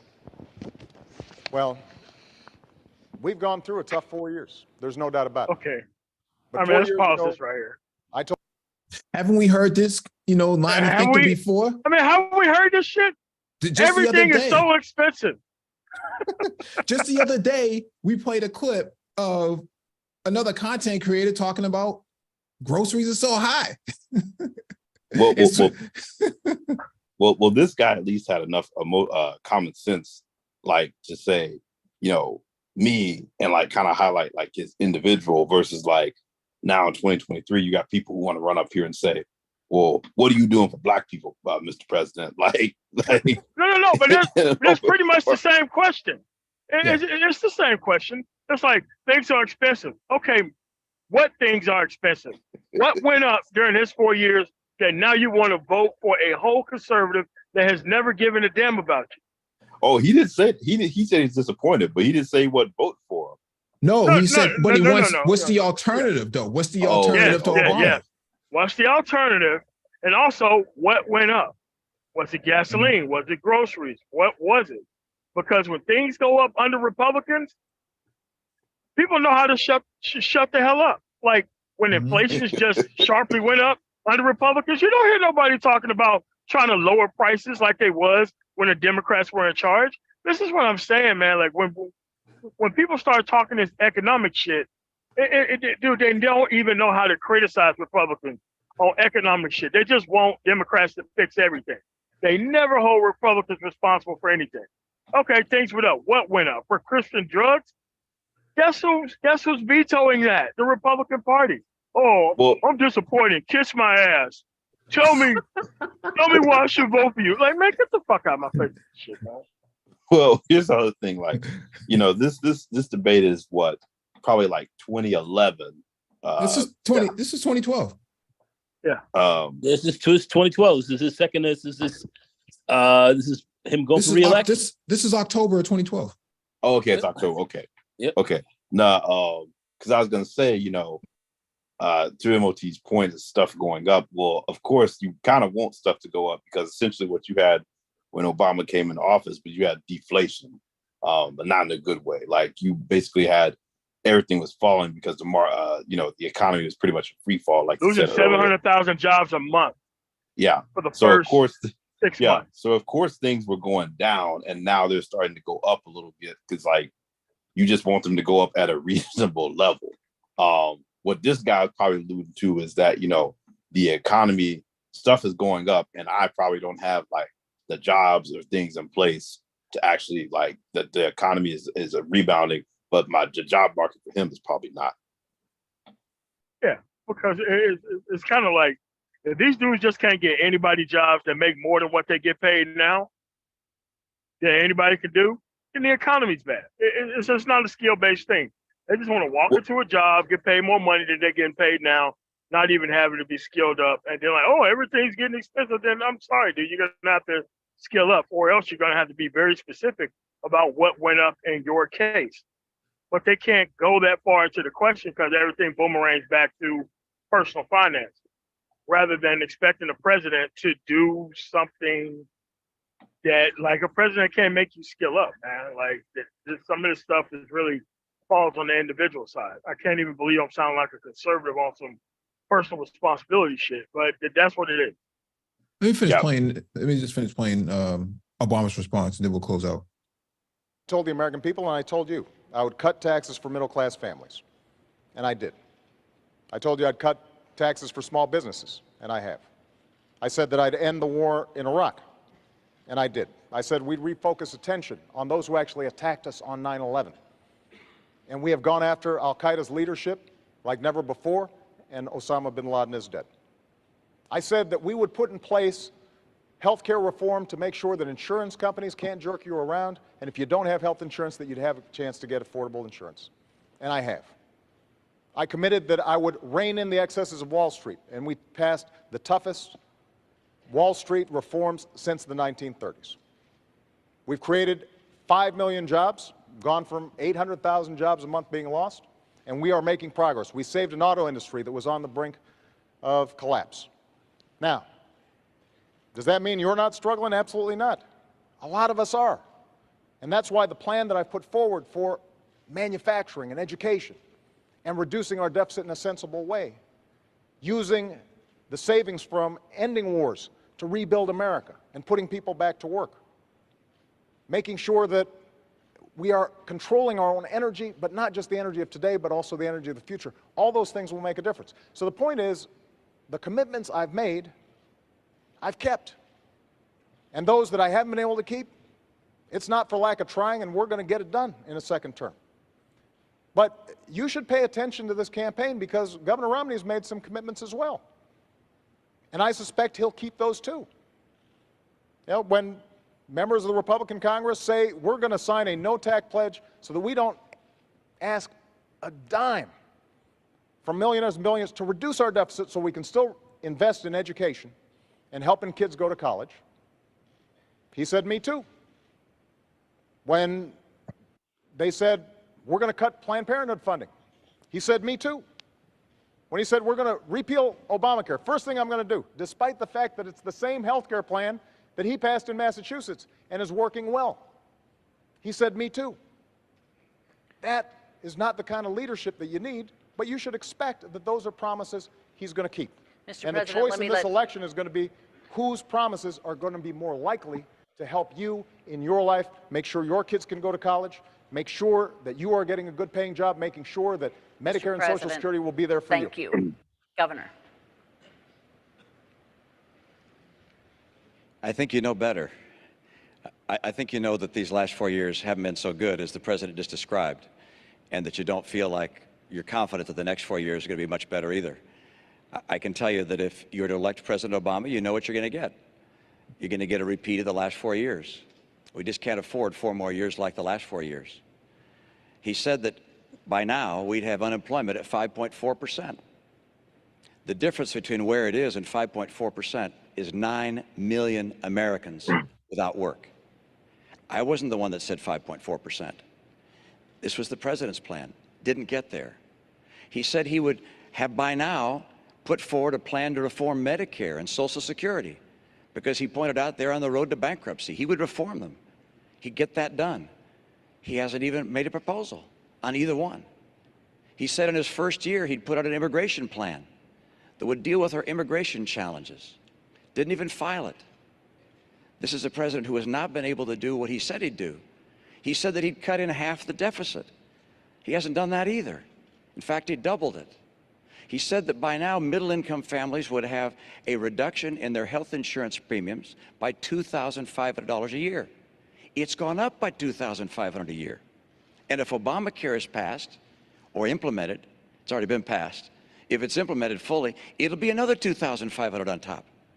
The middle class is getting crushed under the policies of a president who has not understood what it takes to get the economy working again. He keeps saying, look, I've created 5 million jobs. That's after losing 5 million jobs. The entire record is such that the unemployment has not been reduced in this country. The unemployment, the number of people who are still looking for work, is still 23 million Americans. There are more people in poverty, 1 out of 6 people in poverty. How about food stamps? When he took office, 32 million people were on food stamps. Today, 47 million people are on food stamps. How about the growth of the economy? It's growing more slowly this year than last year, and more slowly last year than the year before. The president wants to do well, I understand, but the policies he's put in place, from Obamacare to Dodd-Frank, to his tax policies, to his regulatory policies, these policies combined have not led this economy take off and grow like it could have. You might say, well, you got an example of when it worked better? Yeah.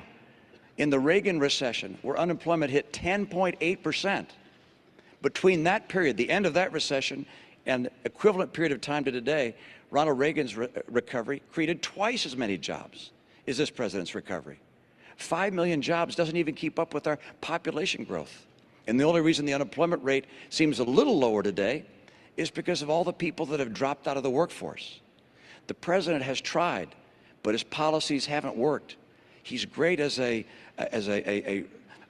speaker and describing his plans and his vision. That's wonderful, except we have a record to look at.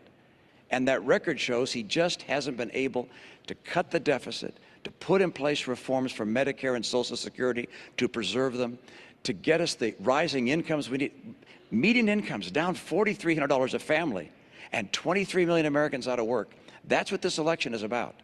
It's about who can get the middle class in this country a bright and prosperous future and assure our kids the kind of hope and optimism they deserve. Governor, I want to move you along. Don't go away, and we'll have plenty of time to respond. We are quite aware of the clock for both of you, but anyways, I'm not going to cover any further.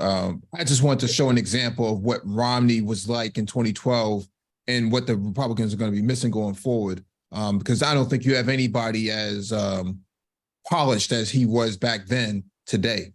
I don't think there's anybody in the Republican Party that can actually pick up where Romney left off. I mean, you got Chris Christie, but he's not an economic type guy. He just is. They don't want that. These guys that are in here now, they don't want that. When you look at January 6th and you saw those pigs fighting and growling like animals, trying to get into the Capitol and all those savages running around, do you think that those guys want to see people like this talking this way? This is not what they're looking for. These guys are looking for an overturning of this government. They feel like they have been left out. These guys are edging more towards violence. These people are being hyped to say, hey, listen, the left out white guys who the system has stepped over, it's time for you to tear this system down and bring in some neo-fascism to put us back into power. It's not about that talk anymore. Trump does not represent that. He's not representing that. That's not what you're dealing with these people. That's a whole different game. What you're showing was a different era in America. It's different. This is a different time now. This is not what they're not looking for Romney. Romney is leaving. That's what they want. What they want is these new, I don't want to get all into it, but they want what you see out there now.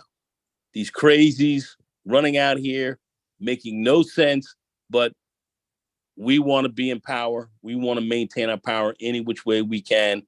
And if we have to turn this mother over and destroy it, that's what we're willing to do. That's where you're at with this. You know, it's interesting that this took place during Manosphere 1.0, but I digress. Yeah, very interesting. Go ahead, MLT. Very good. Very I mean, it just goes to show you that most of these people in this space who's pretending to be conservative was here during all of this. Even this debate, they was here during all of this. And no growth, not even trying to look up how anything works. They show up to the conversation and they just make a mess of everything. And we're still here at the bottom. And I'm like, look, the best thing you could do is move to a liberal state, yet invest in its people and a functioning society. You have got to get out of these conservative places complaining about not liberal enough things happening, because that's what most of these people are complaining about, is being stuck in these conservative areas and the Democrats ain't doing enough. So they claim to be some fake ass conservative that's going to make Democrats do way more than they can't provide within the state that they're in. Move to operational society and scale up, please. Faster. Yeah. Renaissance man? Yeah. No, I was gonna say big picture. Like I said, I think it just goes back to where the party is and where it's going. You know, for all, you know, if you look at where Trump is polling, how everybody's sort of doing in Iowa and in polls, I think it's pretty clear Trump's still got a stranglehold on the party. And someone like Romney, who's been someone who's voted to impeach Trump twice, been critical. And, you know, as things have progressed through the administration, through Trump's administration, you know, seeing him leave is just another voice of the party that's, you know, pretty much trying to stop them from going over the edge. Another moderate being pushed out. So I think it's sort of a sign of the times of where the winds are blowing for where this party goes long term. The party's gone far right. It's a far right white nationalist party to a large extent. The few niggers that are trying to run up in here are going to get they're going to get a tremendous surprise as far as what's really going on, how these guys really think. They don't have a place in there either, but that's not my game to say. Yeah, but you have to understand that once they go hardcore and far right, the black candidates dry up. Black candidates don't come out. It's done. They're toast. That's why I call them niggers, because they're running around. Are we sick balls? Yeah, man. Listen, you're done. You're a de facto slave for them. That's it. Because they have no place. They have no place within the party. They have no. There is no spot for them. There's no spot for them. But they'll see that as time goes on. I'm not going to waste time with them niggas. But the bottom line, very simply, is this is a far right party. They're going more towards a white nationalist base. That's really what's going on. It's about preservation of power. They're going to move away as they look at it more, move away from democracy, from fair votes and these kind of things. This is not what they want to play with. They're not trying to get on an even playing field, and that's what you're dealing with. That's the fight, and that's how, and they're not even trying to hide it. So that's not even a hidden thing. So that's just where we're at with this. Now you're seeing, you know, these guys are seeing Romney walk out the door and David Duke and company walk in and thinking, where's my place? Where do I sit? Yeah, you know, read the room, dude. I mean, have David Duke said anything since January 6th? I don't think I've heard him say anything. No opinion. No, he's been laying low. I think he doesn't want to get indicted in that either. But he has Vivek, to speak for him now.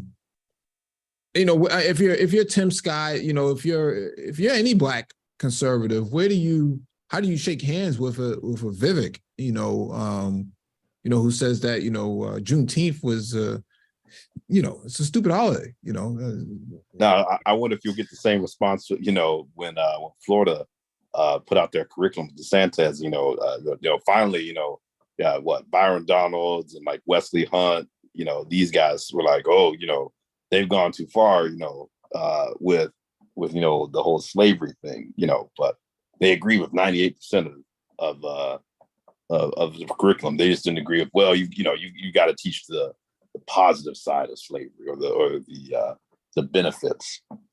Yeah, the contractual labor aspect of it, somehow it gave them kind of skills, from like Robert Half or something like that, or even tech systems. No, the crazy thing about it is what they're mad about, what whites really mad about when you look at the whole slavery piece, is the fact that you fought your way out of slavery. Over 200,000 of you fought out of it, and they got shortchanged on their money. They got shortchanged on their, in many respects, on their power base. They feel like you still owe them something through slavery, because you were property that was ultimately taken from them. But most of those people were reparated for their loss of slaves. Well, some were, many others weren't, and many poor whites who actually had rented slaves and wanted to become the slave owner, they were denied that. And and that whole aspect of how the society and culture was built on that, and many lost underneath that. That's the anger. That's the angst. They've never gotten over that. Look at various states, Mississippi, and Arkansas, many of these other states that we look at. Mississippi was the wealthiest state in the Union during slavery. It's the poorest now. Why? They never recovered from slavery. They never have. And other southern states that were wealthy, that are not the wealthiest today. We don't need to get all into that. That's because of that very valuable trade that they had going on back then has not returned, and they have never recovered. So I mean, that's a big part of what we're dealing with. But let's not so much, digress on that piece, which is central to literally to our issue. But at the end of the day, here, with respect to the Republican Party, how it's moved to the far right, it's a function of power, strictly of white male dominant power, as far as this is how they're looking at it. And they feel like they're out of it, or they may lose it. That's how they're feeling. And by God, they're going to hold on to that. The replacement theory, and all these things come out of all of that. And guess what the heart are? The nigger. And who the nigger is some lowly black savage running around thinking he's down with these animals, want to destroy him, and will come after you first in order to prove that, to run with them. Who's in some respects, many of these people are your enemy. In fact, I'm gonna call them out here as well.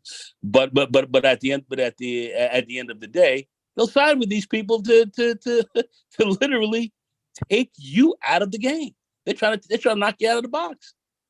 That's where these guys are coming from, and they're not hiding it. They're not hiding what they're saying. They're not hiding what they're saying. They're not hiding what they're saying. They're not hiding it with respect to them taking away your vote. Okay, trying to literally lock you up as best they can, and literally impoverish you the best they can as well. And we see just some of the economic institutions that are out here really looking to work against it, as the Brain Trust has covered on many occasions. So I don't need to get all into that, but we have to look at really what is going on, and that's what we're seeing. That's what we're seeing. None of these guys are conservative from the standpoint of these black guys call themselves conservatives. I don't call them conservatives. I call them white supremacists. So these guys have joined the conspiracy as far as the white supremacy game is concerned, and are citing all of that. So that's essentially what you're really talking about there. and you know, I have no respect for them either. There is no true Black conservative who can be on the classical side of the white conservative party here. You can't be on that and call yourself a Black conservative. You are a white supremacist at the end of the day. That's what you are. And we can sit down and get deeper into that. But at the end of the day, this is what we are dealing with. We have to call it for what it is. It's ugly. It's not pretty. You have to pick a side here, like MOT and Mike and rest of them say all got to pick sides. You have to choose a side here. That's where you're at. You've got to choose a side. You can't be in the middle on this, because when this thing really comes down as heavy as it will, there's not going to be anybody really sitting in the middle here. So that's how I really look at it. I'm done. All right, thank you all for joining us. Please hit the like button as on your way out. Hit that notification.